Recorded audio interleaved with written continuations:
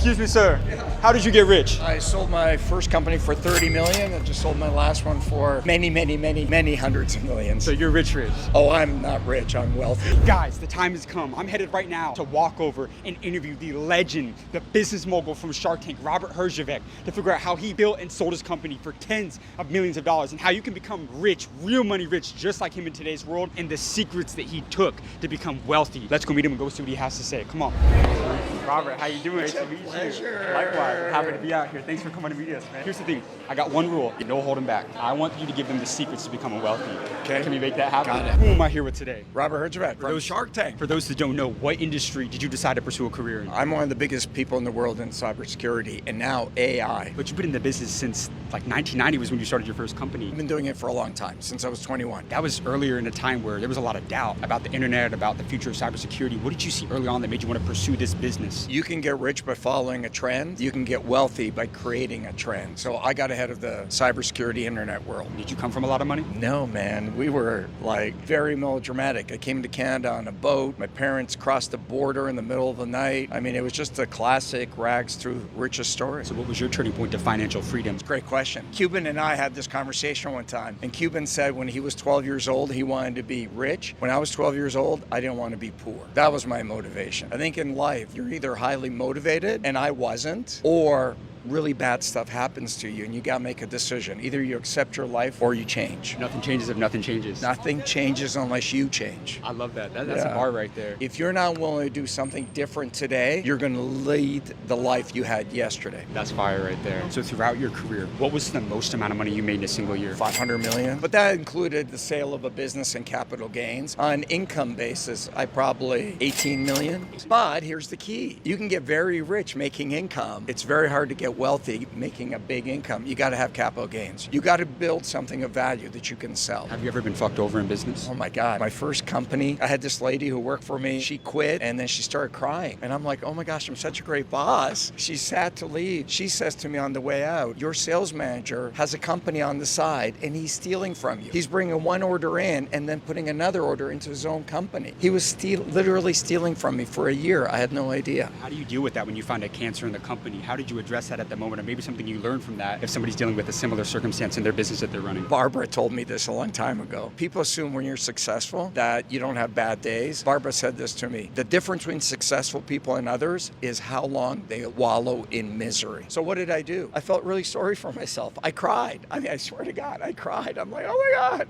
I'm losing money. And you know what I did 5 minutes later? I said, fuck it. I just got to get up and I got to do it again. It reminds me, Elon Musk says that entrepreneurship is like eating glass and staring into the abyss. It's so true. You know, Elon said to me one time, I said to him, I heard a rumor that you're a micromanager. And he said, absolutely not true. I'm not a micromanager. I'm a nano manager. As a multi-nine-figure entrepreneur, what is the best financial advice you've ever received? Maybe very contradictory because I'm not a big investor in stocks and that. I mean, I have a lot of money in stocks, but real estate. Charlie Munger said to me one time, if you want to become rich in life, never sell a house. Always keep every house. I've never lost money on real estate. Do you have to have a lot of money to start creating wealth in real estate? No, you have to be able to hang on to it. So if you can hang on to a property for 10 years, for sure you'll make money. The problem is from liquidity if you have to sell it within 10 years. You a good salesman? Oh, I'm a great salesman. Give me your best sales advice right here. You've been at the table with some very heavy hitters, but you sold to massive companies. Give me a quick sales masterclass right here. Before I teach you to sell, tell me who I'm selling to. Biggest mistake people make in sales is they have a pitch and they apply that pitch to every single person. Before I open my mouth, before I tell you how great my product or I am, I got to know who you are. I got to know your need. Before you sell, find out the need. What's more important in the business world, what you know or who you know? What you know. Absolute bullshit. When I started out in business, my mom was a receptionist. My dad swept floors in a factory. Every person I knew in business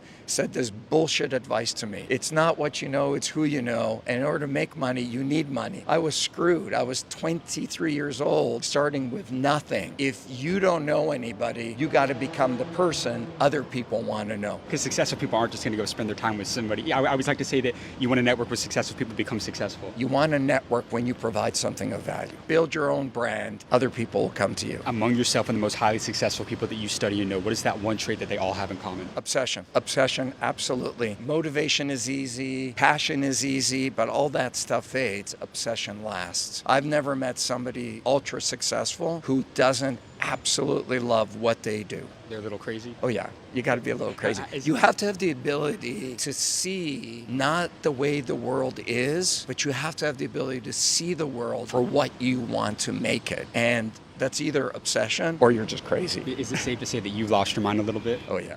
Yeah? Yeah. I mean, that's why I work out so much. I have to keep my sanity. Yeah. How old are you? 62. You don't look 62. What's the Thank secret to looking this young at 62 years old? They say money stays in shape, and you're, living proof of it. We're just talking about this today. The biggest flex of wealth today is being in shape. It's not a nice car, it's not a new jet. All those things are super cool. It's staying in shape. If you're not using your money to stay healthy, what's the point? How many companies have you invested in? 40, 50 through Shark Tank. What is the best industry somebody should be looking to get into in today's world? It depends if you're starting with money or if you're not starting with money. If you're starting with money, you have to use capital as a leverage, as a barrier to entry to others. So commercial buildings, data centers are really big now, land, that kind of stuff. If you have no money, e-commerce. I mean, Why? Well, because you don't need any Saturated. money. They say it's saturated, though, no? You don't think so? I don't think it is. It depends on your brand. I think it's easy to build a brand today online. You invest in people or ideas? People, always. A great person can make a bad idea good. A bad person can take a great business and completely screw it up. I love that. I have to ask you, one of my favorite pieces of content I've ever seen on the internet is you talking about beware of the man in the t-shirt. I love that. Oh, thank you. Can you break that down for people that may not have seen that before? Mark Cuban was on our show. This was his last year. And when I first met him, I love to dress well, love a good suit. And I meet Mark, he's dressed in a t-shirt like a slob. I walk by his trailer and literally he's got this $5,000 suit. It's in a pile on the friggin' ground. And I'm like, dude, care a little. He looks at me and he says, I don't have to. And I didn't understand it at the time, but later on, I realized you walk into a room and there's 10 guys with a suit and one guy in the back with a t-shirt, beware the man in the t-shirt. Because that guy in the t-shirt worked his ass off to get to a point that he or she can wear whatever they want. He doesn't have to dress to impress. Mark is not selling people, people are selling him. If you lost everything tomorrow, could you make it all back? Yeah, no doubt. What would you do? Let's say you had to start from zero, but you kept your contact book. Oh, I would start an AI company. AI is the greatest opportunity in our lifetime. What part of AI? All of it right now, but the consumer element of AI is going to go away. I like the data infrastructure part of AI. Are you using AI in all your businesses? Yes, 100%. My wife just wrote a movie script using AI. Give me one hack that a business owner can use to leverage AI. Train your AI model to the way you work. So we spent a lot of time training our version of AI to write like me, and it now writes better than I do. My AI is more like Robert Herjavec than Robert Herjavec. You're 62 today. If you died tomorrow, you could give me one more guiding principle to leave with the younger generation. What would that be? Sell joy. Joy? Joy. When I had nothing and I didn't understand computers or cyber or anything, I used to call on clients and I filled their day with joy and happiness. So whoever dealt with me always remembered me as the nice, fun guy. So emotion's an important component in business. It's not what you say, it's how you make people feel. It's really true. And so the less you have, the nicer and the more engaging you have to be. I love it. You got amazing advice, sir. It's a pleasure.